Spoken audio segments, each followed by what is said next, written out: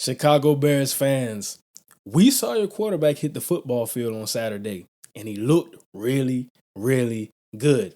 Now, this is one of the first times in a little minute that you've seen a quarterback on a football field that wasn't Justin Fields. I want to know, how did you feel about that? We're going to have to talk about all of that in today's video, but I really, really like what I saw from Caleb Williams, and we got to talk all about it. We got a hot topic.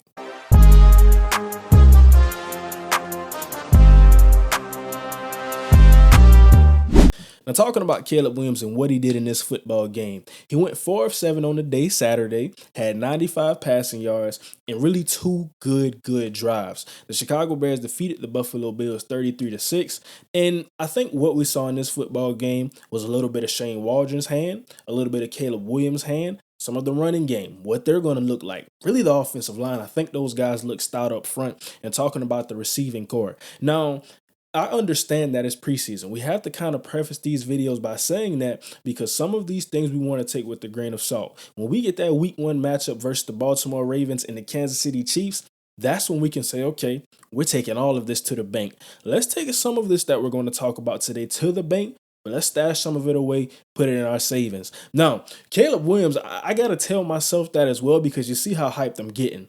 I think I liked a lot of his decisions in this football game. Everything that I saw, I said, okay, good decision. Decisive with the football, good ball placement, understanding how to utilize the off platform, and how can you get to different angles to make exceptional throws. There's 3 throws that I want to talk about for Caleb Williams that wowed me in this football game. The first throw, that throw to DJ Moore, it was a full field progression. He got to the front side, he came backside, he hit DJ Moore for a first down. That's showing me, okay, I'm comfortable in understanding what the concept is. I'm comfortable in understanding what Shane Waldron is telling me, but I'm also telling myself, okay, if this play is not here, if this look is not here, I'm going backside. Let me be a playmaker, but still, I have to have pocket presence at the same time. I think his pocket presence was really the best thing that we saw in this football game. There's some wild throws that we're going to talk about. There's some good progressions that we're going to talk about, but his pocket presence was top of the line. Now, getting back to that throw, though, it's just showing me, okay, because looking at it, it was zone coverage. We're looking at DJ Moore. Once that flat defender clears, now we can come to the backside and get that first down. That's looking at my defender. That's seeing, okay, where's he going? He clears out. Now I can get to this throwing lane. That's just something that, for a rookie, I like to see it. Like I said, I'm not going to go too much into it, but it's still really good to see from Caleb Williams. The second throw, that throw to Cole Kmet. How can you not like what you saw? For one, he's showcasing, okay, this is what we talk about when we say a guy having the it factor. He's getting outside of the pocket. He's on the move. And also, side note, I really liked how Shane Waldron got him on the move. We saw the boots. We saw the play actions, utilizing his athleticism. Let that be something that helps your offense. Now, getting back to the throw, though, you see Caleb Williams getting outside the pocket, getting to an off-platform angle, and he's firing the ball down the field to Cole Kmet. That's something that, for a guy like him, that's what he did all the time at USC. Understanding we still got to be safe with the football, but there are certain throws we can make. There are certain tricks that we have in our bag that defenses just aren't accounting for. Sometimes they're just not ready for throws like this. And we think back to Patrick Mahomes. I don't want to make the comparison, but I'm just talking about how Patrick Mahomes can make some real off-platform throws that defenses just don't account for. You know what type of quarterback you're playing when you're a player in the secondary. You know going into this game, okay, these are the threats. This is where he likes to go. But when you got guys like Caleb Williams who make throws like he made to Kmet, that's just something that defenses just can't, that's something you can't game plan for. Now, talking about the third throw that I like from Caleb Williams, really, really good play.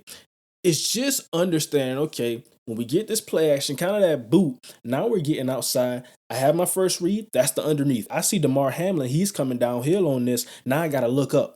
I got to look for my crosser now, and that's DJ Moore. Now, the funny thing about it was this was an incomplete pass, and you see 4 of 7 on the stat line. Cole Kmet dropped the ball, and then you had DJ Moore drop a ball. But that pass to DJ Moore, that's showing the progression in his mind. Now, there's a lot of different terminology for it, but we can just call it a play-action boot flow with the crossers coming across. That's one of the staples of every offense, whether you have an athletic quarterback or whether you don't. Simple play action boot. We got a drag underneath. That's the first read. We got the crosser. That's the second read. Okay, how are we going to read this thing? DJ Moore being wide open, but is Caleb Williams okay understanding how to get to that progression? That's what I like to see, even though it was a drop. And there was also just some times on the football field where we see him scrambling, stepping up through the pocket. That pocket presence, you're going to continue to hear me say it because I like what I saw in that aspect from Caleb Williams. I think stepping back to this, talking about the run game, what we saw from the offense as a whole, pretty solid. Pretty solid what I saw from Khalil Herbert. And of course, you're going to have Roschon Johnson getting into that mix. DeAndre Swift is going to be a big time part of that. I'm interested to see what they do with Khalil Herbert because, like I said, you look at this backfield and you think, okay, I think Roschon Johnson is a really good runner of the football. He can get downhill and he can be explosive. I think DeAndre Swift is a great scat back. He can catch the football. He can do some different things, be explosive there.